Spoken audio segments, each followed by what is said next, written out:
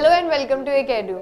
कैसे हैं आप सब? I hope you all are doing well. तो आज हम पढ़ने वाले हैं लाइफ प्रोसेस, वो भी सिर्फ और सिर्फ वन शॉट के अंदर, यानी कि वो सारी बातें जो कि हम लाइफ प्रोसेस के अंदर, जो इतने सारे हमने चैप्टर्स बनाए थे, इसके इतने सारी सीरीज़ बनाई थी कि हाँ भाई आज लाइफ प्रोसेस में हम एक्सक्रीशन पढ़ेंगे, आज हम सर्कुलेशन पढ़ेंगे, आज हम ये पढ़ेंगे एंड वो आज पूरा पढ़ेंगे सिर्फ और सिर्फ एक ही वीडियो के अंदर। तो स्टार्ट करते हैं चैप्टर ज़्यादा टाइम ना लेते हुए। तो मैं आपको वेलकम करती हूँ वंस अगेन इन एकेडू, और मैं हूँ आपकी साइंस ट्यूटर सोनिया। इंट्रो देना तो बनता ही था, राइट? चलिए स्टार्ट करते हैं लाइफ प्रोसेस। हाँ जी, सबसे पहले अब ऐसा कौन सा क्राइटेरिया होता है लाइफ प्रोसेस? बिकॉज हम लाइफ प्रोसेस की बात कर रहे हैं, तो भाई लाइफ प्रोसेस किसके अंदर होते हैं? लाइफ प्रोसेस होता है सिर्फ और सिर्फ हमारे लिविंग ऑर्गेनिज्म के अंदर। तभी हम बोलते हैं भाई वो अपनी पूरी लाइफ को जीने के लिए कुछ ऐसे प्रोसेस कर रहे होते हैं लिविंग ऑर्गेनिज्म, ताकि वो लिविंग रहे, यानी कि उनकी जो सर्वाइवल है, उनका जो सर्वाइवल है वो इस यूनिवर्स के अंदर बना रहे। ठीक है, तो हम बोल सकते हैं कि हाँ भाई वो लिविंग है, यानी कि वो कुछ ऐसे प्रोसेस कर रहे हैं जिससे कि वो एक नॉन लिविंग ऑर्गेनिज्म से डिफरेंट है, या फिर उनके बीच में थोड़ा सा डिफरेंस है उन प्रोसेसेस के वजह से। ठीक है, अब क्योंकि हम बात कर रहे हैं सारे लाइफ प्रोसेस की, तो ऐसी क्या डिफरेंस होता है जो जिससे कि हम बता सकते हैं कि भाई कौन सा ऑर्गेनिज्म जो है वो लिविंग है या कौन सा ऑर्गेनिज्म जो है अलाइव नहीं है।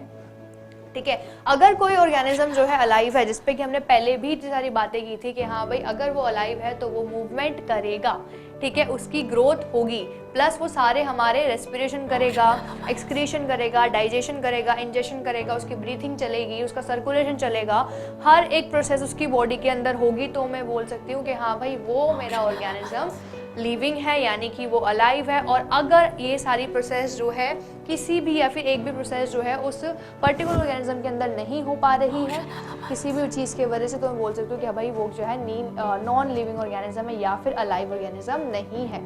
सपोज अगर मैंने एग्जांपल दिया कि ग्रोथ, और आप बोल रहे हो कि भाई ग्रोथ ही एक फैक्टर है, एक मेन क्राइटेरिया जिससे मैं बोल सकती हूँ कि कोई भी ऑर्गेनिज्म जो है लिविंग है।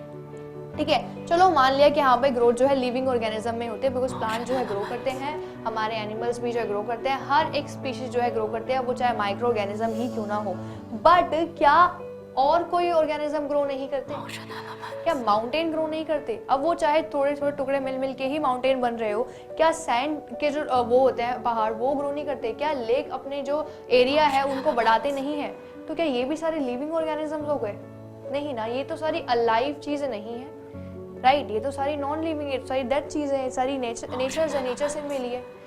अब आपने तो बोला भाई ग्रोथ है, ग्रोथ तो ये भी कर रहे हैं, तो क्या हम ग्रोथ को मेन क्राइटेरिया मान सकते हैं अपनी लाइफ प्रोसेस के अंदर कि हाँ भाई ग्रोथ जो है एक मेन प्रोसेस है लाइफ प्रोसेस के अंदर, जिससे कि हम बता सकते हैं कि हाँ ये ऑर्गेनिज्म जो है लिविंग है क्योंकि वो ग्रो कर रहा है? तो ये क्राइटेरिया क्या हो गया हमारा? फेल। कि अगर कोई ऑर्गेनिज्म ग्रो कर रहा है तो उसका मतलब ये नहीं है कि वो लिविंग ही हो, वो नॉन लिविंग भी हो सकता है, because mountains do also grow, right?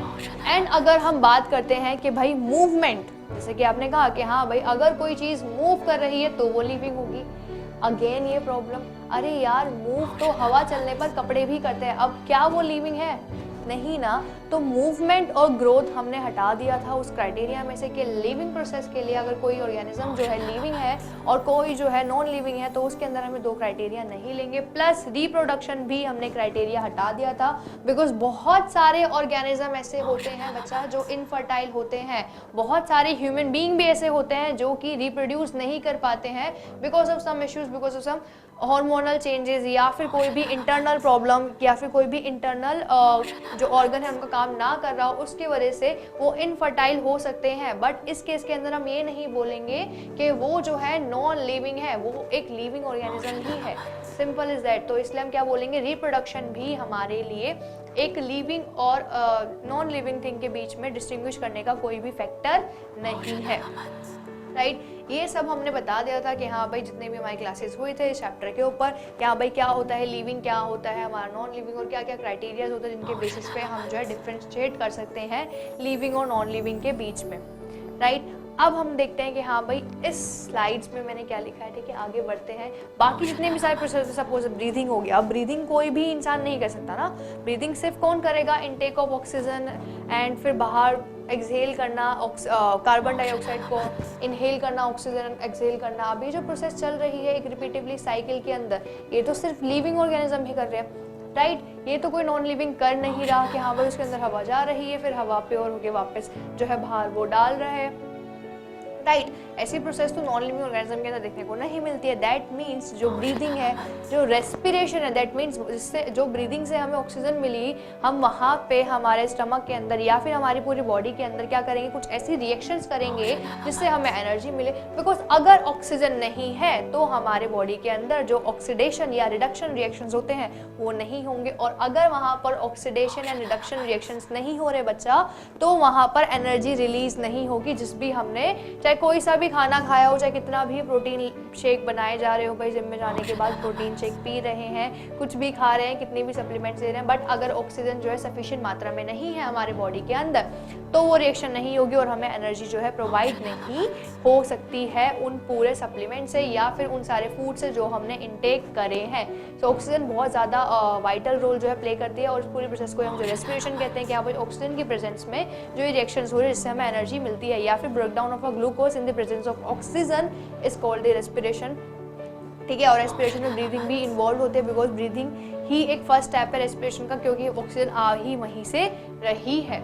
Okay, I hope this is clear. फिर उसके बाद हमने रेस्पिरेशन के बाद बात की थी जितने भी सारे न्यूट्रिशन होते हैं और न्यूट्रिशन के मोड, यानी कि अगर हम खाना खा रहे हैं तो खाना किस मोड से खा रहे हैं। हमने वहाँ पर 3-4 मोड्स पढ़े थे, दैट इज सेप्रोफाइटिक भी हो सकते हैं, ऑटोट्रॉफिक भी हो सकता है लेवल, ठीक है, हेटेरोट्रॉफिक्स भी हो सकता है, होलोजोइक भी हो सकता है। तो ये सारी चीज़ें हम दोबारा से एक बार रिकैप करेंगे आपके लिए वंस इन वाइल कि हाँ भाई चलो ठीक है, आज पूरा वन शॉट बना के ही रहते हैं, और ताकि अगर आपको कभी एग्जाम्स में हो कि हाँ भाई अब तो एक ही बार में बस रिवाइज करना है, तो ये वीडियो आपके लिए बहुत ही ज़्यादा काम आने वाली है। तो चलिए ज़्यादा ना टाइम ना वेस्ट करें, अब पढ़ते हैं हमारे स्लाइड से और स्टार्ट करते हैं चैप्टर। जितनी भी प्रॉब्लम्स होने वाली और जितनी भी ऐसी चीज़ें बीच बीच में आने वाले कि हाँ भाई ये इंपॉर्टेंट है, I will tell you that. चलिए स्टार्ट करते हैं। हाँ जी, criteria to decide whether someone is living or alive, ठीक है, यानी कि someone is living or not living, right. The most important criteria to decide whether something is alive or not, all living organism move through by the external help। यहाँ पर भी क्या करा है हमने, मूवमेंट को क्राइटेरिया बताया, या फिर बाकी सारे जितने भी मैंने आपको क्राइटेरिया बताए थे आप उसके अंदर जो है डाल सकते हैं। मूवमेंट हो गया, ग्रोथ हो गया, जो रिप्रोडक्शन हो गया, आप अपने वहाँ पर जो नेगेटिव पॉइंट्स हैं उनके नेगेटिव कमेंट्स भी कर सकते हैं कि भाई mountain also grow, right, lake also grow, हवा के अंदर जो है कपड़ा भी हिलता है, वो भी मूव करता है, तो क्या ये भी सारी चीज़ें क्राइटेरिया हो नहीं ना। तो इसके अंदर आप सिर्फ लिखोगे सारी लाइफ प्रोसेस, यहाँ पे इसको हम बोल सकते हैं अगर कोई ऑर्गेनिज्म सारी लाइफ प्रोसेस कर रहा है दैट मीन्स वो लिविंग है, सिंपल। अगर उसके ऑर्गन काम कर रहे हैं तो वो लिविंग है। लिविंग क्राइटेरिया से स्टार्ट करते हैं। द लाइफ प्रोसेस, यानी कि वो सारी प्रोसेसेस जो हमारी लाइफ को इस अर्थ पे बनाए रखने के लिए या फिर हमारे सर्वाइवल के लिए बहुत ज़्यादा इंपॉर्टेंट है। सपोज अगर मैं बोल रही हूँ कि मैं डांस कर रही हूँ और dance, I love dance, I can't leave without dance, ठीक है। बहुत से लोग बोलते हैं ना, आपने बहुत ज़्यादा लाइन सुनी होगी यार, I can't leave without music, I can't live without him और हर, आप आजकल बहुत बोलते हैं, ठीक है। क्या ये सच में ऐसा है? क्या वो आपके लिए लाइफ प्रोसेस है? आप सच में उनके बिना नहीं जी सकते? नहीं ना। बट क्या कभी आपने ये बोल के सोचा है कि ब्रेन आज तू चुप रहा है, आज तू छुट्टी पे जा, आज मैं कुछ सोचूंगी नहीं बिकॉज आज मुझे तेरे बिना जीना है। क्या आप अपने ब्रेन के बिना जी सकते हो 1 मिनट भी? नहीं ना। क्या आप अपने हार्ट के बिना जी सकते हो 1 सेकंड भी? नहीं ना। क्या आप ब्रीथिंग के बिना जी सकते हो 3 मिनट भी? नहीं ना। तो ये सारी चीज़ें क्या हो गई, बहुत ज़्यादा इंपॉर्टेंट हो गई, बहुत ज़्यादा नेसेसरी हो गई भाई, कि आप अगर ये प्रोसेस नहीं हो रही आपके अंदर तो भाई आप जो है लिविंग नहीं कहलाएंगे, मतलब आप मर जाएंगे। आप अगर आप 5 मिनट से ज़्यादा सांस रोक पा रहे हैं तो वेल एंड गुड, बट अगर 10 मिनट हो गए हैं तो आप यहाँ नहीं रहने वाले हैं, ठीक है। तो भाई वो चीज़ क्या हो गई कि हाँ भाई ऐसे प्रोसेसेस जिसको करके हम जो है जीते हैं, या फिर मैं ये बोलूँ कि उन प्रोसेसेस की वजह से ही हम जी रहे हैं। तो जितने भी सारे प्रोसेसेस है जो एसेंशियल है और बहुत ही ज़्यादा इम्पॉर्टेंट है, नेसेसरी है, और हमारे लाइफ को मेंटेन करने के लिए इस अर्थ पे हमारे लाइफ के सर्वाइवल के लिए हम करते हैं, उन सारी प्रोसेस को बोलते हैं हमारी लाइफ प्रोसेस, जो हर एक लिविंग ऑर्गेनिज्म अपनी पूरी लाइफ स्पेन पे करता ही रहता है। एक बार देखते हैं क्या डेफिनेशन है। That is the life processes are the basic processes in the living organisms in which the necessary for the maintenance of the life, in which they are very necessary for the maintenance of life. That means जो बहुत ज़्यादा necessary होती है, plus first यहाँ पे हमने बात कर ली that is the nutrition, because जब कभी भी हम बात करते हैं नेसेसिटी की सबसे पहले जो है नाम याद आता है दैट इज़ द खाना। अब खाना कैसे कैसे लेते हैं, हर किसी का जो लेवल हो सकता है खाने खाने का वो डिफरेंट हो सकता है, दैट इज न्यूट्रिशन लेवल जो है डिफरेंट हो सकता है, ट्रॉपिक लेवल जो है डिफरेंट हो सकता है। तो चलिए बात करते हैं इसी पर, that is the nutrition. Nutrition is the process of taking the food by the organism and its utilization by the body for the life process। यानी कि लाइफ प्रोसेस करने के लिए हमें पहले चाहिए एनर्जी, ताकि हमारी सारी बॉडी जो है काम कर पाए। वो एनर्जी आएगी बेटा हमें खाने से, और खाने को लेना और उससे जितना भी न्यूट्रिशन मिल रहा है उसको एब्जॉर्ब करना, that means ingestion, digestion and ejection. ये सब क्या हो गया बेटा हमारे लिए बहुत ज़्यादा इम्पॉर्टेंट हुआ, और इन्हीं 3 प्रोसेस को मिला के बनता है हमारा न्यूट्रिशन, यानी कि खाने को लेना, खाने को पचाना और खाने को फिर जितना भी वेस्ट है उसको बाहर जो है इजेक्ट कर देना, राइट। इजेशन, जिसे इजेशन बोलते हैं। इंजेशन मतलब अंदर लेना, डाइजेशन मतलब बीच में उसको प्रॉपर डाइजेस्ट करना, फिर एब्जॉर्प्शन भी इसमें आप डाल सकते हैं बट क्योंकि वो डाइजेशन के अंदर इंक्लूड होता है, या फिर आप एक्सक्लूड भी करके लिख सकते हैं डाइजेशन प्लस एब्जॉर्प्शन, और फिर देन होता है हमारा इजेक्शन, यानी कि हम वो सारे जो वेस्ट प्रोडक्ट है अब क्योंकि उसके अंदर न्यूट्रिशन नहीं है उसको हम जो है बाहर निकाल देते हैं हमारी बॉडी से, जिसको हम एक्सक्रीटा भी बोलते हैं। This is all about the nutrition. अब इस न्यूट्रिशन के लेवल देखते हैं कितने लेवल के होते हैं और क्या क्या चीज़ें इसके अंदर होती है। जैसे कि आपको पता है यहाँ पे एक फिगर बनी, यानी कि जो भी हमारा खाना होता है बच्चा वो हमारे माउथ से हम अपनी टीथ की हेल्प से क्या करते हैं, उसको च्यू करते हैं, उनको ब्रेक डाउन करते हैं छोटे छोटे पार्ट्स के अंदर, छोटे छोटे टुकड़ों के अंदर। अब जब वो ब्रेक हो जाता है, ब्रेक होने के बाद हमारा जो टंग है उसको सलाइवा के साथ मिला रहा होता है, और हमारे माउथ में ही 30% ऑफ डाइजेशन हो जाता है। दैट मीन्स 30% ऑफ जो खाना है, वो जो फूड है, अब वो फूड ना रह के बोलस बन जाता है। अब वो जो बोलस है बेटा ईसोफेगस की हेल्प से, जो कि हमारी क्या होती है नेक्स्ट पाइप, यानी कि हमारी फूड पाइप ईसोफेगस, जो कि विंड पाइप के जस्ट साथ में होती है हमारे माउथ के अंदर, नॉट माउथ के अंदर, हमारे नेक के अंदर। तो वहाँ से वो जो बोलस है वो धीरे धीरे करके आएगा हमारे स्टमक रीजन में। स्टमक रीजन के अंदर जो है खाना 3 से 4 घंटे तक रहेगा। वहाँ पर बहुत सारे एसिड जो है, हाइड्रोक्लोरिक एसिड प्लस बहुत सारे एंजाइम्स, वहाँ पर पेप्सिन, ट्रिप्सिन जो है रिलीज होंगे, जो कि हमारे खाने का डाइजेशन करवाएंगे। ठीक है, जो डाइजेशन होगा अब यहाँ पर 70% तक हो जाएगा। आफ्टर 70%, 30% यही हो गया था, 40% यहाँ हो गया। 70% के बाद जो मेन 30% की एब्जॉर्प्शन है वो होती है हमारे खाने की स्मॉल इंटेस्टाइन्स में। अब जैसे जो हमारा स्टमक का खाना है वो सारा जाएगा हमारे स्मॉल इंटेस्टाइन में। अब ये जो हम लोग को फाइबर लाइक स्ट्रक्चर दिख रहा है that is a small intestine, जो कि बहुत ज़्यादा हाईली कॉइल्ड होती है, बट इसको हम बोल जरूर स्मॉल रहे हैं, बट पूरे हमारे बॉडी पार्ट के अंदर सबसे लंबी स्मॉल इंटेस्टाइन ही होती है, अगर आप इसको मेजर करते हैं इसके जो कॉइल्ड सरफेस है उसको बिल्कुल सीधा करके। राइट, हम ये भी बता चुके थे बट स्टिल अगेन बताते हैं। स्मॉल इंटेस्टाइन में खाना आ गया एंड यहाँ पर अब सारा का सारा दैट मीन्स 90 to 95% तक डाइजेशन हमारा स्मॉल इंटेस्टाइन में कंप्लीट डन, एंड एब्जॉर्प्शन भी यहीं से स्टार्ट हो जाता है। एब्जॉर्प्शन सारा अब यहाँ पर होगा, दैट मीन्स 90% ऑफ एब्जॉर्प्शन जो होता है, एब्जॉर्ब जो करते हैं हम सारे न्यूट्रिएंट्स, चाहे वो प्रोटीन हो, चाहे वो कार्ब्स हो, चाहे वो फैट्स हो, चाहे वो मिनरल्स हो, चाहे वो विटामिन्स हो, वो सारे फाइबर्स वगैरह वो हम जो है एब्जॉर्ब करते हैं हमारे स्मॉल इंटेस्टाइन से। तो अगर आपके एग्जाम में क्वेश्चन आता है कि ऐसी कौन सा ऑर्गन है या फिर ऐसा कौन सी चीज़ है हमारी बॉडी के अंदर या फिर हमारे एलिमेंट्री कैनाल का ऐसा कौन सा पार्ट है जो कि एब्जॉर्प्शन करता है, तो आपका आंसर होगा स्मॉल इंटेस्टाइन, बिकॉज यहाँ पर सारे न्यूट्रिएंट जो है एब्जॉर्ब होते हैं। बाकी जो वाटर का एब्जॉर्प्शन है वो हमारे लार्ज इंटेस्टाइन में होता है। दैट मीन्स अब जो खाना बचा है जो कि कहीं ना कहीं हमारे लिए वेस्ट है, बिकॉज वहाँ से हमने हर एक चीज़ को जो है निकाल लिया है हमारी स्मॉल इंटेस्टाइन के अंदर, दैट इज योर गट। अब गट के अंदर सब चीज़ निकल गया, अब फिर उसके बाद वो कहाँ जाएगा भाई हमारे लार्ज इंटेस्टाइन में। आफ्टर द लार्ज इंटेस्टाइन, वहाँ पर आफ्टर द स्मॉल इंटेस्टाइन जब लार्ज इंटेस्टाइन में हमारा खाना जाएगा, वहाँ पर बच्चा जो खाना अब क्योंकि उसमें से न्यूट्रिशन है ही नहीं, अब क्योंकि वो हमारे लिए वेस्ट है, तो अगर कुछ थोड़ा सा भी उसके अंदर है दैट इज़ वाटर, या फिर कुछ माइन्यूट से पार्टिकल्स हैं जो कि हमें लगता है कि हमारे बॉडी के लिए अच्छे हैं, या फिर हम पानी नहीं पी रहे हैं, तो वो उस वेस्ट में से ही जो है पानी को रीएब्जॉर्ब करता रहेगा कौन, हमारी large intestine. That means large intestine जो है 90% ऑफ वाटर एब्जॉर्ब करती है, ठीक है, जबकि न्यूट्रिशन कौन एब्जॉर्ब करता है हमारे स्मॉल इंटेस्टाइन, तो वाटर कौन एब्जॉर्ब करती है large intestine. And then after that जो हमारा खाना होता है वो एनएस से बाहर आ जाता है लार्ज इंटेस्टाइन को पूरा क्रॉस करके। This is clear. हम उस पूरे खाने में से सारे न्यूट्रिशन, वाटर, हर एक छोटी से छोटी चीज़, माइक्रोन्यूट्रेंट, माइक्रोन्यूट्रेंट, हर एक चीज़ जो है निकाल लेते हैं। This is all about the nutrition कि हाँ भाई कैसे होता है। यहाँ से करा हमने इंजेक्ट यानी कि इंजेक्शन, इंजेक्शन के बाद डाइजेशन, डाइजेशन के बाद एब्जॉर्प्शन, एब्जॉर्प्शन के बाद इजेक्शन यानी कि बाहर फेंकना। This is all about the nutrition कि हाँ भाई कैसे लेते हैं, कैसे डाइजेस्ट होता है, कैसे एब्जॉर्ब होता है, कैसे हम जो है बाहर उसको एक्सक्रीट आउट कर देते हैं। अब देखते हैं इसके अदर लेवल्स। हाँ जी, तो स्टार्ट करते हैं। That is the okay. So nutrition के बारे में मैंने बता दिया। टॉपिक लेवल जो है बेटा शायद हम बाद में पढ़ेंगे, बाद में मेरे स्लाइड्स में आ जाएगा, तो भी घबराना नहीं। स्टार्ट करते हैं हमारा रेस्पिरेशन, जो कि है दूसरा मेन लाइफ प्रोसेस, जिसके बिना हम नहीं रह सकते। यानी कि अब अपने खाना तो खा लिया, ठीक है, अब खाने के अंदर जितनी भी चीज़ें हमने जो न्यूट्रिशन जो है हमने ऑब्जर्व करा है, अब उससे हमें एनर्जी भी तो चाहिए। अब उससे एनर्जी कौन देगा? हमें रेस्पिरेशन की हमारी प्रोसेस। तो पढ़ते हैं एक बार।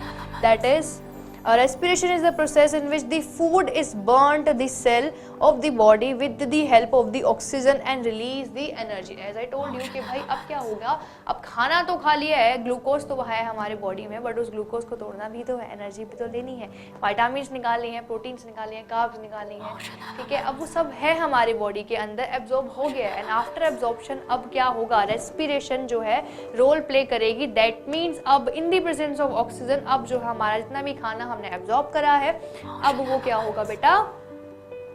बर्न होगा with the help of oxygen. वहाँ पर रिएक्शंस होगी, एनर्जी रिलीज होगी, और क्योंकि एनर्जी रिलीज होगी हमारे बॉडी के अंदर, तभी जो हम ढंग से काम कर पाएंगे, तभी हमारी जो वर्किंग है, हमारी जो लाइफ है, वो आराम से चलती रहेगी। This is all about the respiration. अगर आपको लिखना आता है कि हाँ what is respiration, then you have to mention कि हाँ भाई जो भी हमारा खाना होता है, फिर उसको हम जो है बर्न करते हैं, बर्न करने in the presence of oxygen. You have to mention the presence of oxygen, because अगर वहाँ पर ऑक्सीजन नहीं है तो वो खाना ढंग से बर्न नहीं होता, प्लस वहाँ पर एसिड जो है रिलीज होता है, जो कि मैं आगे बताने वाली हूँ क्या प्रोसेस है, वो उसको बाद में देखेंगे। Anaerobic respiration and aerobic respiration, क्योंकि हम यहाँ पर एरोबिक रेस्पिरेशन की बात करें, दैट मीन्स यहाँ पर हमारा ऑक्सीजन जो है प्रेजेंट होगा ही होगा। चलिए आगे बढ़ते हैं। This is all about respiration. Next is transportation, यानी कि ट्रांसपोर्टेशन। अब जो हमने जितना भी एनर्जी जो है ली है, प्लस अब जो ऑक्सीजन है और जो कार्बन डाइऑक्साइड है, अब जो भी वेस्ट हमारी बॉडी हमें दे रही है, that is the carbon dioxide, plus और भी बहुत सारी हार्मफुल गैसेज, और जितना भी ऑक्सीजन हमें देना है, जितने भी न्यूट्रिएंट हमें देना है हमारे बॉडी के अंदर, अब उसको सर्कुलेट भी तो करना है, उनको ट्रांसपोर्ट भी तो करना है। तो अब क्या आता है हमारे पास system, that is the transportation. अब क्योंकि बेटा हमने क्या कर लिया, खाना खा लिया, खाने से एनर्जी भी ले ली है, अब उस एनर्जी को पूरे बॉडी में जो ट्रांसपोर्ट करना है, उस सिस्टम को पढ़ते हैं कि हाँ भाई कैसे करके पूरा सर्कुलेशन चलता है ब्लड के साथ या ब्लड की हेल्प से। That is the transportation is the process in which the food, oxygen, water, waste product are carried from one part of the body to the other part. इससे ज़्यादा easy language में आपको कहीं नहीं मिलने वाला है। यहाँ पर सिंपल आपको बता दिया गया कि भाई जितना भी वेस्ट प्रोडक्ट होता है, ऑक्सीजन होता है, कार्बन डाइऑक्साइड होता है, फूड होता है, जो कि हम एनर्जी की फॉर्म में ले चुके हैं, एनर्जी में डाल सकते हैं, जो कि अब एक एनर्जी की फॉर्म में आ चुका है with the help of the respiration process. अब क्योंकि वो एनर्जी की फॉर्म में, तो अब हमें पूरे बॉडी में उसको ट्रांसपोर्ट करना है, और इस प्रोसेस को क्या बोलते हैं हमारा ट्रांसपोर्टेशन, जो कि आपको पता है, जो कि बड़ा ही ईजी है। सारे आपको पता है कि हाँ भाई लंग्स एंड हार्ट का इसमें क्या रोल है, वो मैं आगे बताने वाली हूँ, what is the role of heart and lungs, ठीक है। तो यहाँ डिस्क्राइब नहीं करते, यहाँ सिर्फ आप थोड़ा सा डेफिनेशन समझ लो कि what is a transportation process. Next, हाँ जी, तो नेक्स्ट इज एक्सक्रीशन। अब क्योंकि अब ट्रांसपोर्टेशन भी हो गया है, पूरे बॉडी में सारा खाना जा चुका है, पूरे बॉडी को एनर्जी मिल चुकी है, पूरे बॉडी में जो जो चीज़ें थी वेस्ट, वो हमारे बॉडी से बाहर भी निकल चुकी है by the mean of acceleration. But कुछ ऐसी भी चीज़ रहती है जिनको अब हमें जैसे कि सपोज मैंने आपको एग्जांपल दिया था फूड का, अब वहाँ पर कुछ वेस्ट है, अब उसको हमारी बॉडी से कैसे हम बाहर निकालेंगे, दैट मीन्स द एक्सक्रीटा। अब उसको निकालने के लिए क्या होता है हमारे पास एक्सक्रीटरी सिस्टम, बिकॉज वहाँ पे हम एक्सक्रीटा को बाहर निकाल लेते हैं, दैट मीन्स एक्सक्रीटा को बाहर निकालने वाला system, that is the excretory system. अब इसके अंदर यूरिन भी आ जाएगा, प्लस बाकी आपका वेस्ट प्रोडक्ट भी आ जाएगा जो कि आपके फूड से आया है। Excretion is the process by which the waste product are remove from the body. हमारे बॉडी से जो जिस प्रोसेस से जो बॉडी से वेस्ट प्रोडक्ट रिमूव होता है, उसको क्या बोलते हैं बेटा हमारा एक्सक्रीशन। जैसे कि आप देख सकते हैं, removal of the waste product from the body, जिसमें कि किडनी बहुत ज़्यादा हेल्प प्ले करती है। These are bean like structure, जिसको हम किडनी बोलते हैं। अब इन किडनीज के साथ ही में जो कि हमारे ब्लड को प्योरीफाई कर रही होती है, ब्लड को प्योरीफाई करते ही बेटा यहाँ पे हमें क्या मिलता है, जितना भी ब्लड प्योरीफाई होता है, जितनी भी इसके अंदर गंदगी होती है, वो दे देती है हमारे यूरिनरी ब्लैडर को, यूरिनरी ब्लैडर के अंदर जो गंदगी जाती है, प्लस वहाँ पर ये जो सारी गंदगी स्टोर रहती है टेम्परेरी, फिर यूरिनरी ब्लैडर से जो है आगे यूरेथ्रा से वो बाहर हमारे बॉडी के आ जाती है इन द फॉर्म ऑफ यूरिन। और वहाँ पर बहुत सारे वेस्ट प्रोडक्ट या हार्मफुल गैसेस प्रेजेंट होती है, या हार्मफुल प्रोडक्ट्स लाइक अमाइंस, अमाइनोस, ठीक है, वहाँ पर वो जो है प्रेजेंट होते हैं और वो सारे के सारे अलॉन्ग विद द यूरिन जो है बाहर आ जाते हैं हमारी बॉडी के। और this is all about the excretion जो कि हम देखते हैं। और इसके अंदर जो है जो प्योरीफाई कर रहा होता है, प्योरीफायर होता है, that is the kidney. Kidney जो है प्योरीफाई कर रही होती है ब्लड को, हमारे ब्लड को प्योरीफाई करके, बिकॉज ब्लड के अंदर बहुत ज़्यादा वेस्ट है। अब वो जो वेस्ट कार्बन डाइऑक्साइड ऊपर से रिलीज होना था ट्रांसपोर्टेशन, वो तो हो गया, बट क्योंकि जो कुछ वेस्ट और बचा है वो कैसे रिलीज होगा, एक्सक्रीटरी सिस्टम की हेल्प से, जहाँ पर जो हमारी किडनी जो है हमारे ब्लड को साफ कर रही होगी। आगे बढ़ते हैं। हाँ जी, दैट इज़ द न्यूट्रिशन। अब आगे हम दोबारा से न्यूट्रिशन पे अब पढ़ते हैं डिटेल में हर एक प्रोसेस। आपको मैंने पूरा डिस्क्राइब कर दिया कि हमें क्या क्या प्रोसेस जो है पढ़नी है। दैट इज एक्सक्रीशन कैसे होता है, plus respiration, plus nutrition, plus transportation. अब पढ़ते हैं पूरा डिटेल के अंदर कि हाँ भाई क्या है, थोड़ा सा डिटेल, राइट। हाँ जी, nutrition. Nutrition is the process of taking the food by organism and its utilization by the body to build up the body to growth and for the energy. Mode of nutrition पे आते हैं। दो type के mode of nutrition हो सकते हैं, heterotrophic nutrition और autotrophic nutrition, plus दो और है, दैट इज सेप्रोफाइटिक और होलोजोइक न्यूट्रिशन। उसकी भी बात हम करेंगे हम आगे। तो हमने न्यूट्रिशन की डेफिनेशन पढ़ ली थी, न्यूट्रिशन समझ लिया था। अब देखते हैं दो टाइप के न्यूट्रिशन क्या क्या। First is autotrophic nutrition. वो लोग, ऑटो मीन जो सेल्फ डिपेंडेंट होते हैं अपने खाने के लिए, सिंपल इज दैट। अब वही वो अपने खाने के लिए किसी और पे डिपेंड नहीं करते, वो आराम से अपना खाना खा सकते हैं, अपना खाना बना सकते हैं। दैट आर प्लांट्स, क्योंकि प्लांट्स को हम खाना नहीं दे रहे होते हैं, वो खुद अपना खाना बना रहे होते हैं। या फिर अगर ऐसा मैं बोलूँ कि भाई कोई भी ऐसा ऑर्गेनिज्म जो खुद से अपना खाना बना रहा है, अब वो चाहे माइक्रो ऑर्गेनिज्म भी हो, बिकॉज ह्यूमन बीइंग तो ऐसे है नहीं, हम तो भाई सब पे डिपेंड रहने वाले हैं, राइट। हम तो अब खाना प्लांट से मिल रहा है तो भी खुद से नहीं बना सकते हैं, तो भी हम अपने मदर्स पे, अपने जो मेड्स हैं उन सब पे जो है डिपेंडेंट रहते हैं खाने के लिए। तो हम तो बहुत ज़्यादा डिपेंडेंट है, तो हमारी तो बात ही नहीं हो रही है। बट यहाँ पर कुछ भी ऐसे कुछ और भी महान लिविंग ऑर्गेनिज्म है इस दुनिया में जो कि सच में अपना खाना बना रहे हैं, दैट आर ऑटोट्रॉपिक्स, जिनको हम ट्रीज भी बोल सकते हैं, प्लांट्स भी बोल सकते हैं। जितना भी हमारा प्लांटेरिया किंगडम है वो सारा सारे ऑर्गेनिज्म जो है वहाँ पे प्लांटेरिया किंगडम के, वो सारे के सारे अपना खाना खुद बनाते हैं। और वो कैसे बनाते हैं, फोटोसिंथेसिस करते बनाते हैं, आपको पता है, सनलाइट के प्रेजेंस में बनाते हैं। स्टोमेटा उनके पास होता है, वो ओपन हो जाता है, सन को ट्रैप कर लेता है, वाटर उसको नीचे से मिल रहा है रूट से जो कि अंडरग्राउंड है, या फिर आप लोग कभी देते होंगे, या फिर कभी बारिश से उसको मिल जाता होगा। और सनलाइट भी है, क्लोरोफिल उसमें ऑलरेडी प्रेजेंट है, और पूरा फोटोसिंथेसिस उसके अंदर होता रहता है। आई डोंट थिंक कि मुझे वो पूरा प्रोसेस यहाँ पर रिकॉल करना है, ठीक है, बट क्योंकि मैंने ऊपर से बता दिया, आई होप आपको पूरा वो याद आ गया होगा कि क्या प्रोसेस है। अब हमने ये भी देख लिया ऑटोट्रॉपिक जो न्यूट्रिशन क्या होता है, दैट मीन्स सेल्फ न्यूट्रिशन लेना, ऑटोट्रॉपिक। अब एक बार डेफिनेशन पढ़ते हैं। Autotrophic nutrition is the nutrition in which the organism prepare their own food from the simple inorganic substance like carbon dioxide and water in the presence of sunlight and the chlorophyll. I told you about it कि हाँ भाई जो chlorophyll होता ही है, sunlight उनको मिल रहा है, water and carbon dioxide भी वो ले रहे होते हैं हमारे एनवायरनमेंट से, और तब इन सब के प्रेजेंस में वो अपना खाना खुद से ही बना लेते हैं। और इस प्रोसेस को बोलते हैं हमारा ऑटोट्रॉपिक न्यूट्रिशन, बिकॉज ये खुद ब खुद ही बन रहा है। नेक्स्ट इज हेटरोट्रॉपिक न्यूट्रिशन, जो कि जिसमें कि हम आते हैं, दैट मीन्स हम डिपेंड रहते हैं अपने खाने के लिए किसी इंसान पर। अब इस हेटरोट्रॉपिक के भी 3 टाइप हो सकते हैं जो कि मैं आपको बोल रही हूँ, that is parasitic, saprophytic and holozoic. आगे बताएंगे इसका क्या होता है, पहले हम इसकी डेफिनेशन पढ़ते हैं। The heterotrophic nutrition in which the organism get their food directly और इनडायरेक्टली फ्रॉम दी प्लांट्स या फिर फ्रॉम दी ऑटोट्रोप्स। हम ऑटोट्रोप से डायरेक्टली लेते हैं खाना, यानी कि डायरेक्टली हम सब्जियां खा रहे होते हैं, या फिर इनडायरेक्टली में क्या आएगा बच्चा यहाँ पर, या तो हम एक ऐसे एनिमल को खाएं, या फिर हम बोलो जैसे आप चिकन, नॉन वेजिटेरियन जो लोग होते हैं वो ऐसी डाइट को खा रहे होते हैं जो कि डायरेक्टली तो खाना, जो जितने भी चिकन वगैरह होते हैं, ठीक है, वो क्या कर रहे होते हैं बेटा, वो सारे वेजिटेबल्स खा रहे होते हैं, और आप उनको डायरेक्टली इनडायरेक्टली खा रहे होते हो, क्योंकि आप तो खा रहे हो नॉन वेज, बट नॉनवेज जो था उसने क्या खाया होगा, उसने कभी ना कभी तो प्लांट खाया होगा ना, तो कहीं ना कहीं इनडायरेक्टली आप किसको खा रहे हो, प्लांट्स को, राइट। वहां पर प्लांट्स की इन्वॉल्वमेंट भी तो है, ठीक है, तो वो क्या हो गया, इनडायरेक्टली, चाहे डायरेक्टली खाओ चाहे इनडायरेक्टली खाओ, बट हम क्या डिपेंड रहते हैं हमारे प्लांट्स पर, यानी कि ऑटोट्रॉप्स पर। और ये जो है 3 टाइप के हो सकते हैं, that is saprophytic, parasitic and holozoic. पढ़ते हैं एक एक इनका पार्ट के, यहाँ पे क्या क्या इनके पार्ट। फर्स्ट इज सेप्रोफाइटिक, जब कभी भी ऑर्गेनिज्म जो है डेड एंड डिकेइंग प्लांट के ऊपर, डेड एंड डिकेइंग ऑर्गेनिज्म के ऊपर बैठता है और वहीं से अपना खाना और न्यूट्रिशन जो है लेता है। दैट मीन्स हमने मरे हुए इंसान को भी नहीं छोड़ा, कुछ ऑर्गेनिजम्स ने वो वहाँ से भी अपना खाना जो है ले रहे हैं, उन ऑर्गेनिजम्स को बोलते हैं हमारे सेप्रोफाइट्स। सबसे बड़ा example that is mushroom, that's why I hate mushroom, क्योंकि ये क्या होता है भाई, जो मशरूम्स होता है क्या एक तरह की फंगस होती है जो कि डेड एंड डिकेइंग प्लांट्स के ऊपर पैदा होते हैं और ये वहाँ से अपना न्यूट्रिशन जो है ले रहे होते हैं। ठीक है, तो पढ़ते एक बार definition, that is saprophytic is the nutrition in which organism get their food from the dead and decaying matter. जितने भी वहाँ पर वेस्ट और मरे हुए प्लांट पड़े होते हैं नीचे ज़मीन पे, वहाँ से जो है ये ऑर्गेनिज्म बड़े होते हैं, चाहे मशरूम भी हो प्लांट का एग्जाम्पल, या बहुत सारे ऐसे माइक्रो ऑर्गेनिज्म होते हैं जैसे कि हमारे अर्थवॉर्म हो गया, वो भी कहीं ना कहीं डेड एंड डिकेइंग मैटर को ही जो क्या करता है खाता है, वो भी सेप्रोफाइटिक है। बैक्टीरिया भी सेप्रोफाइटिक है बिकॉज कहीं ना कहीं वो ही जो है डिकम्पोज करता है किसी की भी बॉडी को, डेड बॉडी को डिकम्पोज करने के लिए भी जितने भी सारे डिकम्पोजर्स होते हैं, बैक्टीरियाज होते हैं, वो भी क्या है हमारे सेप्रोफाइटिक, बिकॉज वो भी डेड ऑर्गेनिज्म को ही जो है फीड कर रहे हैं अपनी न्यूट्रिशनल वैल्यूज को बढ़ाने के लिए, अपनी न्यूट्रिशनल नीड्स को पूरा करने के लिए।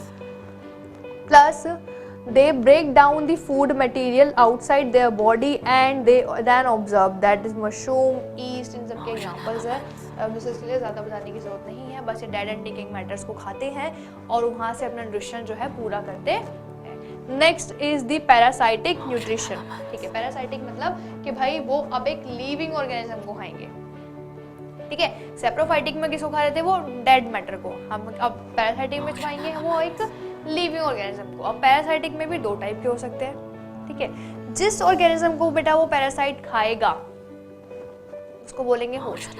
अब उस होस्ट के अंदर अगर वो पैरासाइट है तो बोलेंगे एंडोपैरासाइट, अगर वो उस होस्ट के ऊपर है तो क्या बोलेंगे उसको एक्टोपैरासाइट। फॉर एग्जांपल लीस सबके सर पे होती है, सर पे से वो वहाँ पे खून चूस रही होती है, तो एक तरह का पैरासाइट है जो कि आपके जो आपके बालों में से या फिर बोलो आपके हेड में से वो आपका खून जो है पी रहा है, अपनी न्यूट्रिशन जो है वैल्यू को बढ़ा रहा है। ठीक है, तो वो एक तरह का पैरासाइट है बिकॉज आप लिविंग है और जब तक आप लिविंग है तब तक वो आपके सर पे है। मैं नहीं बोल रही कि जब तक सर पे रहेगा, मतलब जब तक है आपके सर पे वो तब जब तक आप लिविंग हो। आई होप आपको समझ में आया होगा कि हाँ भाई अगर आप लिविंग हो तो आपके सर पे, अगर आप डेथ हो जाएंगे, आपकी डेथ हो जाएगी तो वो चला जाएगा, बट दैट डजंट मीन कि पूरे लाइफ स्पैन तक रहेगा, अगर आप उसको हटा देंगे तो हट जाएगा। Very clear. हाँ जी, तो वो होता है हमारा लीस। या फिर कोई भी ऐसे ऑर्गेनिज्म, सपोज अगर मैंने बोला कि भाई अगर मुझे मच्छर ने काटा तो वो मेरे लिए क्या है, एक पैरासाइट, सिंपल इज दैट ना। वो भी क्या था, एक पैरासाइट ही था ना, वो मैं तो लिविंग हूँ ना, और उसने मुझे आकर फीड करा तो वो भी क्या हो गया, एक पैरासाइट, उसका भी न्यूट्रिशन क्या होगा, पैरासाइटिक हो गया नेचर में। ठीक है, या फिर मैं बोलूँ ऐसे कोई बहुत सारे जो बच्चे होते हैं, जब कभी भी वो बच्चे छोटे होते हैं तो हम बोलते हैं भाई उनके पेट में क्या है, कीड़े। ठीक है, हमेशा आपने सुना होगा और ये लाइन तो मम्मियों की बड़ी फेवरेट होती है कि चॉकलेट मत खा, पेट में कीड़े हो जाएंगे, या फिर दांत में कीड़े हो जाएंगे। तो वो सब चीज़ क्या होगी, वो हो गई हमारे लिए एंडोपैरासाइट। वो एंडोपैरासाइट क्यों, बिकॉज हमारे बॉडी के अंदर है और क्योंकि वो as a parasitic mode of nutrition लेकर हमारे बॉडी को खा रहे हैं। ठीक है, तो हम क्या बोलते हैं हमारे लिए एंडोपैरासाइट। तो ये जितने भी ऑर्गेनिज्म जो कि बॉडी के अंदर या फिर बॉडी के ऊपर एक लिविंग ऑर्गेनिज्म को फीड कर रहे होते हैं टू कंप्लीट और फुलफिल देयर न्यूट्रिशन, तो उसको हम क्या बोलते हैं बेटा, हमारा parasitic mode of nutrition. That is, parasitic nutrition is the nutrition in which an organism get their food from the living organism that is the host without killing them. उनको मार नहीं रहा हो तो सिंपल इज दैट, तो मच्छर मुझे मारने नहीं आया है। वो अलग बात है कि अगर वो डेंगू का हुआ तो मैं मर सकती हूँ, अगर ऐसा हुआ कि बहुत सीवियर केस हो गया, या फिर मलेरिया से भी। ठीक है, बट बच भी सकते हैं, वो हमें मारेगा नहीं। और जैसे कि लीस होता है वो हमें कुछ इम्पैक्ट नहीं डाल रहे हैं, बट क्योंकि वो हमें खा रहे हैं धीरे धीरे करके, तो उसमें एज सच तो कोई मारने का इफेक्ट नहीं है, बट वो हमारा जो न्यूट्रिशन जो हम गेन कर रहे हैं कहीं ना कहीं वो वहाँ से कुछ हिस्सा वहाँ से हमारा ले रहे हैं। ठीक है, और क्योंकि वो हमें फीड कर रहे हैं तो वो क्या हो गया, एक तरह का पैरासाइट, और जिस पर वो फीड कर रहे हैं वो क्या बेटा उनके लिए होस्ट। अब दिस इज क्लियर, आगे बढ़ते हैं। हाँ जी, अब बात करते हैं हमारा holozoic nutrition. Holozoic nutrition are in which the organism takes food directly and then digest and absorb it. Example है amoeba and paramecium. That means वो डायरेक्टली खाना ले रहा है, डाइजेस्ट भी कर लेगा, डायरेक्टली छोड़ भी देगा, वेरी फास्ट, बहुत ज़्यादा फास्ट। होलोजोइक भी नॉर्मल न्यूट्रिशन की तरह ही है, नॉर्मल हेटेरोट्रॉपिक न्यूट्रिशन की तरह ही है, बट इसके अंदर जितना भी जो लेवल होता है सेलुलर ऑर्गेनाइजेशन पे होता है, यानी कि सेल्स जो है अपना खाना कैसे कर रहे होते हैं, जैसे सपोज अमीबा का सिंगल सेल हो गया, पैरामीशियम का हो गया, तो वो सब क्या कर रहे होते हैं, खाना लेते हैं, सीडोपोडिया जो है अपनी फोल्स आर्म्स जो है बनाते हैं, वहाँ से खाना लिया एंड वहीं कहीं ना कहीं जो है खाना को डाइजेस्ट करा, डाइजेस्ट करने के बाद एब्जॉर्ब करा, एब्जॉर्ब करने के बाद जो है रिलीज आउट भी कर देते हैं। तो इस मोड ऑफ न्यूट्रिशन को, जो कि हेटेरोट्रॉपिक का ही एक फास्ट वर्जन है, उसको हम बोलते हैं हमारा होलोजोइक न्यूट्रिशन, जिसके अंदर एग्जाम्पल है हमारा अमीबा एंड पैरामीशियम। आगे बढ़ते हैं। हाँ जी, न्यूट्रिशन इन दी प्लांट्स। अब प्लांट्स की बात आते हैं, that means the autotrophic nutrition, क्योंकि हमने स्टार्ट कर ही दिया था। तो पढ़ते हैं व्हाट इज फोटोसिंथेसिस और कैसे होता है ये पूरा प्रोसेस। हाँ जी, photosynthesis is the process by which the plant produce their own food. We all know that in the presence of the sunlight, water and carbon dioxide. आपको पता है डेफिनेशन, दैट इज दी। अब ये जो नीचे equations है ये बहुत इंपॉर्टेंट है और ये आपको जो है याद करनी है, बिकॉज अब आप 8th स्टैंडर्ड में नहीं है, 7th में नहीं है, कि सिर्फ फोटोसिंथेसिस की जो है आपने डेफिनेशन लिख दिया, मार्क्स मिल जाएंगे। आपको ये पूरी की पूरी इक्वेशन जो है मेंशन करनी पड़ेगी कि फोटोसिंथेसिस में क्या आखिर हो क्या रहा होता है। यहाँ पर बच्चा हमारी जो 6 कार्बन डाइऑक्साइड, या सिंपल वो 6 नहीं लेते, carbon dioxide plus water in the presence of sunlight and in the presence of chlorophyll, you have to mention the chlorophyll also, will gives us the organic matter, that is the glucose, plus में oxygen जो है release out हो जाता है, और वो जो oxygen release out होता है वो ही हम जो है इनटेक कर रहे होते हैं। हम हमेशा बोलते हैं कि हमें हमसे जो कार्बन डाइऑक्साइड है वो ले रहा होता है प्लांट। क्यों ले रहा होता है? क्यों? बिकॉज उसको अपना खाना बनाना होता है, और हमें क्या दे रहा होता है? ऑक्सीजन, बिकॉज उसके प्रोसेस में जब खाना उसका बन जाता है, that is the organic matter. और वो जो प्रोसेस में बनता है खाना, खाने के साथ साथ कुछ ऑक्सीजन भी रिलीज होते हैं, जिससे कि हमें ऑक्सीजन भी मिल जाती है। तो मतलब वो हमारा वेस्ट भी ले रहा है, प्लस में हमें एक अपना खाना भी बना रहा है, प्लस में हमें एक इम्पॉर्टेंट चीज़ भी दे रहा है जो कि हमारे लिए बहुत ज़्यादा इंपॉर्टेंट है, दैट इज़ दी ऑक्सीजन। तो आपको ये पूरी इक्वेशन लिखने के भाई वो कार्बन डाइऑक्साइड हमसे लेगा और साथ में क्या लेगा? पानी भी लेगा। पानी क्या होता है? H2O। सनलाइट का कोई फॉर्मूला होता है? नहीं, सनलाइट का फॉर्मूला नहीं होता। क्लोरोफिल का कोई फॉर्मूला होता है? नहीं होता। तो क्लोरोफिल का कोई फॉर्मूला नहीं लिखेंगे, सिंपल एरो पे लिख देंगे, ऊपर सनलाइट और नीचे लिख देंगे क्लोरोफिल, दैट्स इट। क्या लिया? सिर्फ और सिर्फ कार्बन डाइऑक्साइड और पानी लिया, क्लोरोफिल सनलाइट की प्रेजेंस में लिया, और तब हमें क्या मिल गया भाई? C6H12 और O6। इसका आपको पूरा फॉर्मूला याद करना, that is the inorganic matter. या फिर बोल सकती हूँ भाई ये खाना है, किसका खाना है? ये हमारे प्लांट का। तो इसका फॉर्मूला आपको याद करना है, प्लस ऑक्सीजन को रिलीज कर देना, O2, that is the O2। H2, CO2, H2O और O2, ये तो आपका सेम ही रहेगा, ठीक है, ये आपका सेम रहेगा। आपको क्या याद करना है कि C6H12O6। अगर आपको ये याद है तो आप बड़े ही आराम से जो है इस पूरी इक्वेशन को बैलेंस कर सकते हो कि भाई यहाँ पर जो C है वो 6 है, तो हमें कितने चाहिए? C, कार्बन डाइऑक्साइड में C जो है वो भी क्या चाहिए होंगे? 6 चाहिए होंगे। अब क्योंकि वो 6 है और H जो है 12 है, तो यहाँ पर H हमारे कैसे 2 है, तो 6 से हम इसको मल्टीप्लाई कर देंगे। O जो है खुद ब खुद ही क्या हो जाएंगे? यहाँ पर एडजस्ट हो जाएंगे। दैट मीन्स यहाँ पर 12 O है, यहाँ पर 6, 12 plus 6 that is the 18 O, यानी कि 18 ऑक्सीजन के एटम्स। अब यहाँ पर 6 ऑलरेडी है, तो यहाँ पर हमें कितने चाहिए? 12 चाहिए, तो यहाँ पर हमने O2 के साथ जो है 6 लगा दिया। This is the balancing. और कैसे बैलेंस करना है? बस आपको ये बीच वाला organic matter that is the food of वो प्लांट, वो आपको याद करना है। अगर आपको ये याद है तो आप बड़े ही आराम से उसको बैलेंस कर लेंगे, ठीक है। दिस इज द फोटोसिंथेसिस, और आपको मेंशन वहाँ पे करना पड़ेगा, दिस इज मैंडेटरी, वरना मार्क्स नहीं मिलेंगे। हाँ जी, आगे बढ़ते हैं। That is this टोमेटा। अब जैसे कि मैंने आपको बताया था कि भाई टोमेटा होता है जिसके अंदर क्लोरोफिल प्रेजेंट होती है। अब क्लोरोफिल जो है वहाँ पर प्रेजेंट है और वही जो है ट्रैप करता है, क्योंकि जब कभी भी हमारा टोमेटा ओपन होता है तो वही ट्रैप करता है क्या? हमारी सनलाइट। तो वहीं पे होती है हमारी photosynthesis. This is the stomata complex. Accessory cells होते हैं इनके साइड में। This is the guard cell, जो कि बीन लाइक स्ट्रक्चर होता है अगेन इनका, जैसा हमारे किडनी का होता है वैसे इनका भी बीन लाइक स्ट्रक्चर होता है। और ये जो है पोर होता है इनके बीच में, कभी कभी ये खुला भी होता है, कभी कभी ये बंद होता है। This is the green particle जो कि आपको विजिबल होंगे, वो होते हैं हमारे क्लोरोफिल्स, ठीक है। और ये लीफ का एक पार्ट है जिसके अंदर स्टोमेटा दिखा रखा है। Stomata are the tiny pore present in the leaf through which the exchange of gases takes place. यहीं से हमारे कार्बन डाइऑक्साइड जो है बाहर अंदर जाती है एंड ऑक्सीजन जो है बाहर आती है। Each stomata has the pair of guard cell which control the opening and closing of the stomatal pore. As I told you कि यहाँ पर क्या गार्ड सेल्स होते हैं जो कि बीन लाइक स्ट्रक्चर होता है, जैसा कि आप देख सकते हैं। these are the guard cells। अब ये जो गार्ड सेल है ना बच्चा, वेट, ओके, कोई नहीं कोई नहीं।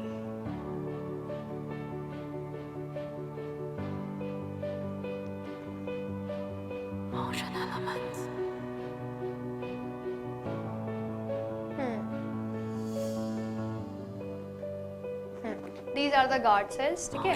अब क्योंकि हमें पता है भाई टेक्नोलॉजी कभी कभी साथ दे देती है इंसानों का, कभी कभी इंसानों को साथ नहीं देती है, तो कोई नहीं, दोबारा से देखते हैं कि these are the guard cells, ठीक है। अब ये जो गार्ड सेल्स है यही क्या करते हैं भाई, हमारी ओपनिंग एंड क्लोजिंग करते हैं हमारी स्टोमेटा की, और उसको इसी के वजह से जो है ओपन और क्लोज जो है स्टोमेटा हो पाता है। जैसे कि आपके घर में दरवाज़ा होता है, वैसे लीफ का दरवाज़ा हमारा स्टोमेटा है, जो कि कभी ओपन होता है कभी बंद होता है। जैसे कि दरवाजे को आप बंद कर सकते हो कुंडी लगा के, वैसे ही यहाँ पर जो इसके लिए जो की होती है, इसके लिए जो लोग होता है वो होता है इसके गार्ड सेल, वो कभी भी अपने आप को क्लोज और कभी भी अपने आप को ओपन कर सकते हैं। और यहीं से जो गैसेस का एक्सचेंज होता है, तो आपको समझ में आ रहा होगा कि क्लोरोफिल प्रेजेंट है, सनलाइट जो है ट्रैप हो रही है, प्लस गैसेस इसके अंदर आ रही है, रूट से वाटर आ रहा है, तो ऐसे ही करके जो रिएक्शन हो रहा होगा और फिर ऑर्गेनिक मैटर बन रहा होगा, दैट इज C6H12O6। ठीक है, आगे बढ़ते हैं। हाँ जी, न्यूट्रिशन इन एनिमल्स। अब क्योंकि हम न्यूट्रिशन इन प्लांट्स पढ़ चुके हैं, बात करते हैं हमारे न्यूट्रिशन इन एनिमल की, that is the nutrition in amoeba. सबसे पहले हम पढ़ते हैं हमारे सिंगल सेल ऑर्गेनिज्म की न्यूट्रिशन, फिर हम आएंगे मल्टी सेलुलर, फिर आएंगे हमारे कॉम्प्लेक्स ऑर्गेनिज्म यानी कि ह्यूमन बीइंग्स पर। हाँ जी, न्यूट्रिशन इन अमीबा सबको पता है भाई, अमीबा कैसे अपना न्यूट्रिशन जो है गेन करता है। दैट मीन्स उसके जो फोल्स आर्म होते हैं, मैंने अभी बताया होलोजोइक न्यूट्रिशन वो गेन करता है। जो उसके false arm that is pseudopodia, and pseudopodia से वो क्या करता है, खाना ले रहा होता है, खाना फिर अपने बॉडी के अंदर डालता है, वहाँ पर उसको डाइजेस्ट करता है, एब्जॉर्ब कर लेता है जितना भी न्यूट्रिशन उसको चाहिए होता है, फिर बाद में उस वेस्ट को अपने सीडोपोडिया की हेल्प से ही जो है बाहर उसको छोड़ देता है। ठीक है, बस ये प्रोसेस है जो अमीबा करता है। एक बार देख लेते हैं कि हाँ भाई कैसे करता है। Amoeba is a unicellular organism, we all know that, living in the water, water में रहता है, ये भी हमें पता है। It takes a food by the finger like projection called the pseudopodia, pseudo means false and podia means arms, नकली arms, and form the food vacuole, food vacuole बनाता है। Inside the food vacuole the food is digested and absorbed, and after the digestion यानी कि undigested food जो है वो कहाँ send कर दिया जाता है, सरफेस ऑफ द सेल, और सरफेस ऑफ द सेल जो है उसको बाहर थ्रो कर देती है। This is all about how the amoeba get their nutrition. Okay, आगे बढ़ते हैं। This is the nutrition in amoeba. यहाँ पे अमीबा क्या करता है, this is the अमीबा का सेल, उसके बीच में एक न्यूक्लियस है, उसके बाद जो उसने सीडोपोडिया डेवलप किए, यहाँ पर है हमारा फूड, ठीक है, अमीबा का फूड। अब उसने क्या उसके फूड वैक्यूल जो है जनरेट करा, फूड वैक्यूल के अंदर उसने फूड को रखा।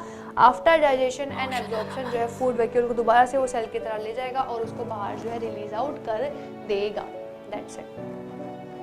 पढ़ते हैं न्यूट्रिशन इन ह्यूमन बीइंग्स। ठीक है, अब जैसे हमने देख लिया कि हाँ भाई नॉर्मल यूनिसेलुलर में कैसे होती है, अब देखते हैं हमारे मल्टी सेलुलर और कॉम्प्लेक्स ऑर्गेनिज्म में कैसे जो है न्यूट्रिशन होती है। हाँ जी, nutrition in human beings takes place in the digestion system, digestion system से होते हैं। हमने पहले ही बात करी है भाई, जब हम पढ़ रहे थे ईसोफेगस के बारे में, कैसे होता है डाइजेशन वगैरह, मैंने आपको स्टार्टिंग में ही बता दिया कि प्रॉपर प्रोसेस क्या है, क्या चीज़ चल रही है हमारे पूरे बॉडी के अंदर, फ्रॉम ईसोफेगस यानी कि एलिमेंट्री कैनाल के स्टार्ट से लेकर एनएस तक। ठीक है, esophagus to anus. Nutrition in human being take place in the digestion system, हमें पता है डाइजेस्टिव सिस्टम के अंदर ही जो है न्यूट्रिशन जो है हमें मिलता है। In consist of the alimentary canal, told you, and the glands with which produce the enzymes which breaks down the food into the smaller molecules. The main organ of digestive system, one is the mouth, second is the esophagus, third is the stomach, then the small intestine, then the large and the anus.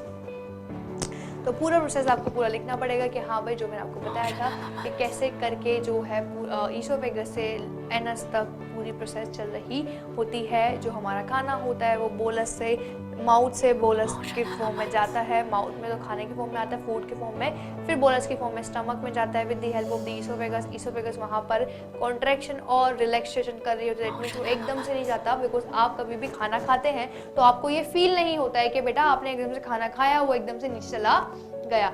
आपका जो खाना है वो धीरे धीरे कर जो है नीचे जाता है, यानी कि धीरे धीरे करके जो है उसका फ्लो हो रहा होता है। अब क्योंकि उसका धीरे धीरे करके फ्लो हो रहा है, दैट मीन्स वहाँ पर कुछ कॉन्ट्रैक्शन और रिलैक्सेशन चल रही है, तो वो ईसोफेगस का क्या होता है, एक रिदम होता है, सिस्टमेटिक वे में जो है खाना यानी कि जो बोलस है वो आपके स्टमक में जाता है। एंड आफ्टर जब वो स्टमक में पहुंच जाता है आफ्टर द ईसोफेगस, तो वहाँ पर वो 3 से 4 घंटे रहता है। वहाँ पर बहुत सारे एंजाइम्स और बहुत सारा एंजाइम्स एंड कुछ एसिड जो है release, that is the hydrochloric acid, I told you about that, वो रिलीज होता है जो कि हमारे खाने को और भी बहुत ही छोटे फॉर्म में जो है डिवाइड करता है। 70% यहाँ पर होने के बाद जो है स्मॉल इंटेस्टाइन में खाना जाता है। स्मॉल इंटेस्टाइन में जो पूरा प्रोसेस है वो हो रहा होता है, एज आई टोल्ड यू कि हाँ भाई वहाँ पे पूरा प्रोसेस हो रहा होता है। आफ्टर द स्मॉल इंटेस्टाइन जितना भी वाटर का एब्जॉर्प्शन होता है वो लार्ज इंटेस्टाइन में हो जाता है। फिर जो है एनएस से हमारा जो वेस्ट अब जो बचा है जिसके अंदर कुछ भी नहीं है, ना न्यूट्रिशन ना ही पानी, वो हमारे बॉडी से बाहर जो है आ जाता। This is all about nutrition in the human beings. अब देखते हैं भाई हमारा respiration once and again, that is respiration is the process by which the food is burned into the smaller cell of the body with the help of the oxygen to release the energy. It takes the place in the mitochondria of the cell.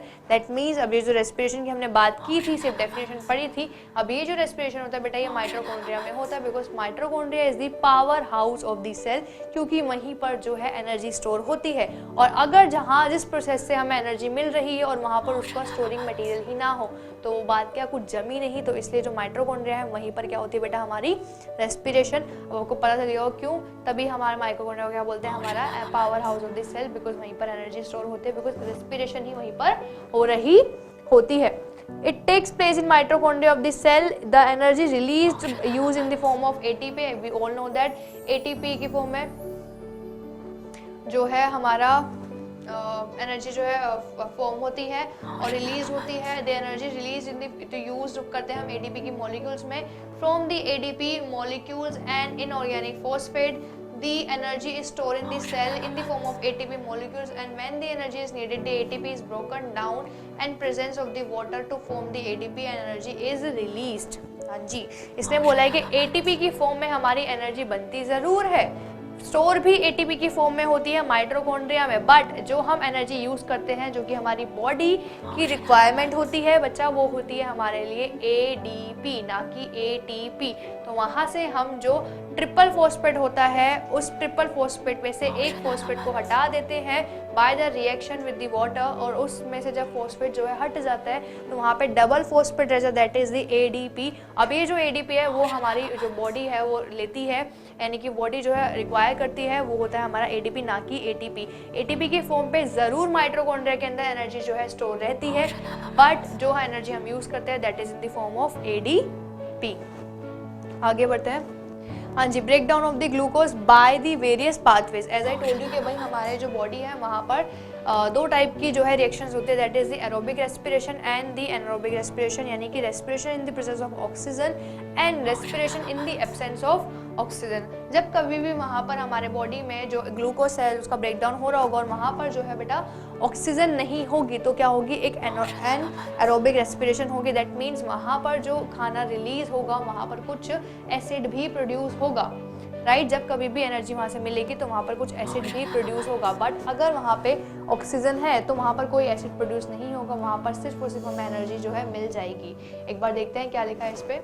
The glucose will release the energy in the form of pyruvate plus energy, जो कि human being cell में होता है lactic acid plus energy, अगर वहाँ पर lactic acid release होगा अगर वहाँ पर ऑक्सीजन नहीं है। जबकि माइटोकॉन्ड्रिया सेल में क्योंकि वहाँ ऑक्सीजन है तो वहाँ पर carbon dioxide plus water plus हमें एनर्जी मिलेगी, वहाँ पर कोई भी लैक्टिक एसिड जो है रिलीज आउट नहीं होगा। लैक्टिक एसिड रिलीज आउट होगा जो कि ह्यूमन मसल सेल्स में होता है। जब कभी भी हमें क्रैम्प पड़ता है तो वहाँ पर लैक्टिक एसिड ही रिलीज हो रहा होता है सडनली, जो बिकॉज वहाँ पर हमें ऑक्सीजन की सप्लाई सफिशिएंटली नहीं मिल पा रही है, और क्योंकि वहाँ ऑक्सीजन सफिशिएंट नहीं है तो इसलिए वहाँ पर कार्बन डाइऑक्साइड ना रिलीज होकर क्या रिलीज हो है, lactic acid. I hope this is clear. और कुछ रिएक्शन जो है ईस्ट में होते हैं जहाँ पर ethanol plus carbon dioxide plus energy जो है रिलीज होती है। ये तीनों रिएक्शंस आपको याद करनी है और तीनों की तीनों बहुत ही ज़्यादा इंपॉर्टेंट है एग्जाम पॉइंट ऑफ व्यू से, बिकॉज तीनों की तीनों आ जाती है पूछने में कि ऐसी कौन कौन सी रेस्पिरेशन पाथवे है जहाँ पर जो डिफरेंट टाइप के प्रोडक्ट्स आपको देखने को मिलते हैं जब आपका ग्लूकोज का ब्रेक डाउन होता है। तो आपको तीनों पाथवे जो है बताने पड़ेंगे। एरोबिक रेस्पिरेशन वाला भी जो कि माइटोकॉन्ड्रिया में होता है, बिकॉज आपको पता है माइटोकॉन्ड्रिया में ही एनर्जी स्टोर होती है, और क्योंकि वहाँ पर ऑक्सीजन है सफिशिएंट सफिशिएंट मात्रा में, तो वहाँ से हमें जो रिलीज आउट होगा प्रोडक्ट वो होगा carbon dioxide plus water plus energy in the form of ATP, और जो हमारे मसल सेल्स में होगी बिकॉज वहाँ पर ऑक्सीजन की मात्रा इतनी नहीं है, दैट मीन्स वहाँ पर कम है या फिर लैक ऑफ ऑक्सीजन, तो वहाँ पर जो चीज़ हमें मिलेगी that is lactic acid plus the energy. और अगर हम ईस्ट की बात करें तो ईस्ट सेल के अंदर जो ग्लूकोज का ब्रेकडाउन होता है वो होता है हमारे इथेनॉल, एनर्जी और कार्बन डाइऑक्साइड के अंदर। I hope this is clear to you. ये आपको पूरा पाथवे जो है लर्न करना पड़ेगा। आगे बढ़ते हैं।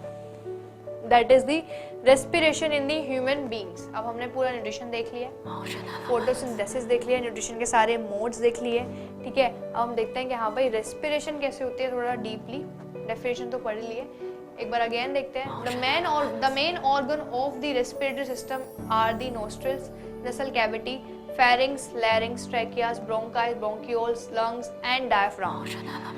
हाँ जी, तो ये पूरे जो ऑर्गन्स यहाँ पे मेंशन किए हैं ये बहुत ज़्यादा इंपॉर्टेंट है हमारे रेस्पिरेशन के अंदर। जब कभी भी हम नसल कैविटी यानी कि जब कभी भी हम सांस को ले रहे होते हैं, ठीक है, हम जब कभी भी इनहेल करते हैं तो बेटा हम इनहेल करते हैं with the help of the nostril यानी कि नोज की हेल्प से, ठीक है। अब वहाँ पर क्या होती है, हमारी नसल कैविटी प्रेजेंट होती है, ठीक है। नोस्ट्रल है, 2 होल्स है, अब वहाँ से हम जो है जितनी भी गैसेस है यानी कि ऑक्सीजन जो है, ठीक है, वो ले रहे होते हैं, ठीक है। अब जितनी भी नोस्ट्रल्स होती है या फिर नसल कैविटी में बोलूँ, वहाँ पर कुछ हेयर प्रेजेंट होते हैं ताकि वो जितना भी हमारा जो एयर है, बिकॉज हम ऑक्सीजन सीधा ले सकते, राइट, हमारे नोज के अंदर फिल्टर नहीं है कि भाई वो सिर्फ और सिर्फ ऑक्सीजन को ही अलाउ करे।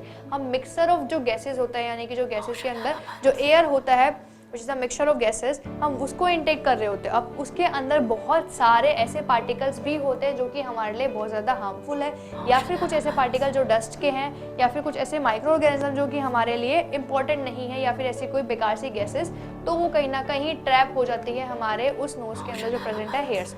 अब वहाँ पर ट्रैप होने के बाद जो क्लीन एयर है वो जाती है हमारे फेरिंग्स के अंदर, which is the common pipe जहाँ पर हमारा ईसोफेगस और हमारा लैरिंग्स लगा होता है, ठीक है। अब ईसोफेगस और लैरिंग्स क्या है, ईसोफेगस हमने देख लिया एलिमेंट्री कैनाल के लिए इस्तेमाल होता है, प्लस हमारा लैरिंग्स होता है जिसको हम बोलते हैं हमारा विंड पाइप, ठीक है बच्चा। विंड पाइप मीन्स वहाँ से सिर्फ और सिर्फ हवा जो है जाती है, और हवा कहाँ जाती है, हमारे लंग्स के अंदर। अब जो है वो एयर जो हमारे नोज ने थोड़ा सा प्योर किया उसको, अब वो थोड़ी सी प्योर होने के बाद फेरिंग्स में, फेरिंग्स ने उसको कहाँ पे डाल दिया, लैरिंग्स के अंदर फेरिंग्स ने उसको दे दिया। अगर वहाँ पे फूड आएगा फेरिंग्स के अंदर तो वो देगी ईसोफेगस को, ठीक है।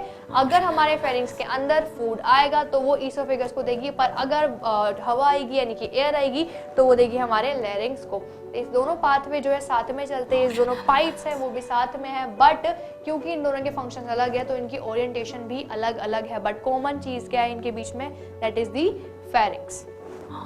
आफ्टर फेरिंग्स लैरिंग्स में जब हवा जाएगी, अब वो जो एयर है उसके अंदर ऑलरेडी और भी बहुत सारा क्या मिक्सचर्स है, यानी कि बहुत सारी अलग अलग हार्मफुल गैसेस भी हो सकती है उसके अंदर, जो हमारी जो नोज के अंदर हेयर थे वो उसको जो है फिल्टर नहीं कर पाए होंगे, तो उसको फिल्टर कौन करेगा, हमारे लंग्स। अब जो हमारी लैरिंग्स है उससे उसके हेल्प से विद द हेल्प लैरिंग्स में जितनी भी हमारी एयर आई है उसकी वो लेगी ट्रैकिया की हेल्प। अब ट्रैकिया की हेल्प से जितना भी वो एयर है वो हमारे लंग्स में चला जाएगा। लंग्स के अंदर आप देख सकते हैं जैसे कि यहाँ पर डिफ्रेंशिएट करके दे रखा है, हर लंग्स के अंदर बहुत सारी ब्रोंकाइज यानी कि बहुत सारी ब्रांचेस होती है। दैट मीन्स हर जो लंग है वो आगे जाके ब्रेक डाउन हो रहा होता है बहुत सारी ब्रांचेस में, और उन ब्रांचेस को बोलते हैं बेटा हमारी ब्रोंकाइल्स, ठीक है, ब्रोंकाइल्स। अब यहाँ पे प्राइमरी भी हो सकती है, टर्शरी भी हो सकती है, वो डिपेंड करेगा कि हाँ भाई वो कितनी ज़्यादा आगे बटी हुई है, कितनी ज़्यादा आगे ब्रेक डाउन हुई है। सपोज अगर मैंने यहाँ से ली है और क्योंकि वो जस्ट लंग से निकली है तो वो क्या हो गई हमारे लिए प्राइमरी, और अगर वो प्राइमरी ब्रोंकाई से निकली है तो दैट मीन्स वो क्या हो गई हमारे लिए सेकेंडरी, अगर वो सेकेंडरी से निकली है तो वो हो गई हमारे टर्शरी, एंड सो ऑन, ये चलती रहती है, ठीक है। ब्रोंकाइज जो है फर्दर डिवाइड होती रहती है हमारे लंग्स के अंदर, और बहुत ज़्यादा यानी कि 16th टाइम जब ये डिवाइड हो जाती है तब जाके हमें कहीं ना कहीं मिलता है एक लास्ट का स्ट्रक्चर जिसको हम बोलते हैं हमारा एक लोब्यूल टाइप स्ट्रक्चर होता है, उसको हम बोलते हैं हमारी एल्वियोलाई, जहाँ पर अब जो है फाइनली हमारी जो गैस है वहाँ पर इन ब्रोंकाइल्स के अंदर जाके प्योर होने के बाद जो है अब हमारी एल्वियोलाई में आ जाती है। एल्वियोलाई में जब वो आ गई अब वहाँ से ऑक्सीजन यानी कि अब वहाँ पर क्या है एक प्योर एयर, बिकॉज इतनी ज़्यादा ब्रोंकाइल्स के अंदर जाने से वहाँ पर क्या हुआ प्योरिफिकेशन धीरे धीरे करके पहले प्राइमरी में गई, वहाँ प्योर हुआ, फिर सेकेंडरी में गई, फिर टर्शरी में, ऐसे 16 टाइम वो गई तो प्योर होती रही। एंड देन एल्वियोलाई में फाइनली हमें एक प्योर ऑक्सीजन मिली जो कि हमारा ब्लड जो है उससे ले लेगा, हमारे लंग से, एल्वियोलाई से ले लेगा, फिर लेने के बाद जो है हमारी पूरी बॉडी में सर्कुलेट करवा देगा। This is how the air get purified within our lungs या विद इन आवर बॉडी। सारे मैंने पार्ट्स आपको बता दी हैं। आई होप आपको बड़े आराम से क्लियर हो और आपको बड़े ही अच्छे से रिवीजन ये सारी हो रही हो। तो देखते हैं नेक्स्ट इज द ट्रांसपोर्टेशन। हाँ जी, this is last process which is the transportation. ये कैसे ट्रांसपोर्टेशन होता है अब, क्योंकि एयर जो है प्योरीफाई हो गई है, खाना भी हमने देख लिया है, सारे प्रोसेस भी देख लिया, रेस्पिरेशन का भी देख लिया। अब देखते हैं एक बार transportation last time. That is transportation in human being. The main transportation system in the human being is the circulatory system. We all know that because blood के थ्रू ही जो है ट्रांसपोर्ट होता है हमारा, चाहे वो खाना हो, चाहे वो एनर्जी, चाहे वो ATP हो, चाहे वो हो हमारे लिए ऑक्सीजन, चाहे कितना ही वेस्ट जो है हमारी बॉडी से जा रहा हो, वो क्या होता है हमारा ट्रांसपोर्ट, जो कि हमारे हेल्प से होता है। Circulatory system it consist of blood होता है, उसमें आर्टरीज होती है, उसमें वेन्स होती है, उसमें कैपिलरीज होती है, उसमें हार्ट होता है।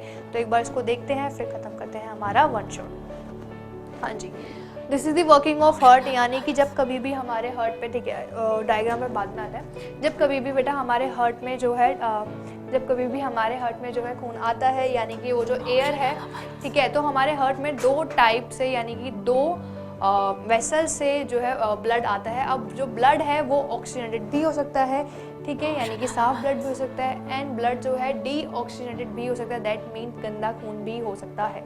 अब हमारा हार्ट क्या करेगा, सिर्फ उसको क्या करेगा, आगे जाकर दे देगा, सिर्फ उसको ट्रांसपोर्ट करेगा हमारे लंग्स से। अगर वो साफ है तो वो किसको करेगा, हमारे बॉडी को, और अगर वो गंदा है तो वो ट्रांसपोर्ट करेगा हमारे लंग्स को। और अगर उसने गंदा खून जो है हमारी बॉडी को ट्रांसपोर्ट करे तो खुद सोचो भाई, गंदा खून तो बॉडी से आ रहा है ना, ट्रांसपोर्ट तो करेगा नहीं, किसको करेगा, हमारे लंग्स को। दैट मीन्स यहाँ से जितनी भी, suppose this is the heart, अब हार्ट से जितना भी गंदा खून यानी कि जो ब्लू ब्लड है वो कहाँ जाएगा, हमारे लंग्स पे। अब ये जो लंग्स है बेटा उसको प्योरीफाई करेंगे, प्योरीफाई करके दोबारा किसको दे देंगे, हमारे हार्ट को, ताकि ये जो हार्ट है बीच में सेंटर जो कि आगे फर्दर ट्रांसपोर्ट करा है, चाहे वो हमारा ब्लड गंदा हो चाहे अच्छा हो, और फिर वो उसको ट्रांसपोर्ट कर देगा हमारी बॉडी के अंदर और डिफरेंट बॉडी के पार्ट्स के अंदर। This is all about heart and heart की वर्किंग। और इससे सिंपल कुछ नहीं हो सकता कि भाई हार्ट सिर्फ जो है आगे सिर्फ सेंड कर रहा है हमारे ब्लड को, अगर वो गंदा है यानी कि डीऑक्सीजनेटेड है तो वो करेगा लंग्स को सेंड, और लंग्स को सेंड करेगा किसकी हेल्प से, वेन्स की हेल्प से। वेन्स भी नहीं, यहाँ पे पल्मोनरी आर्टरीज होती है, जो कि पल्मोनरी आर्टरीज होती है जो कि डीऑक्सीजनेटेड ब्लड ले जा रही होती है हमारे लंग्स थ्रू। फिर पल्मोनरी वेन जो है वहाँ से लेके आ रही होती है ऑक्सीजनेटेड ब्लड, वो देती है हमारे हार्ट को। फिर हार्ट जो है वहाँ से जो है आर्टरीज जा रही होती है, वो आर्टरीज जितनी भी ऑक्सीजनेटेड ब्लड होती है वो दे देती है हमारे बॉडी में, और वेन्स जो होती है जितनी भी डीऑक्सीजनेटेड ब्लड होता है वो ले देती है हमारे हार्ट को अगेन, ताकि वो लंग्स को दे दे और वहाँ पर हम उसको प्योरीफाई करवा लें। This is the working of heart and the lungs together, ताकि वो सर्कुलेशन करवा पाए। I hope this is clear. या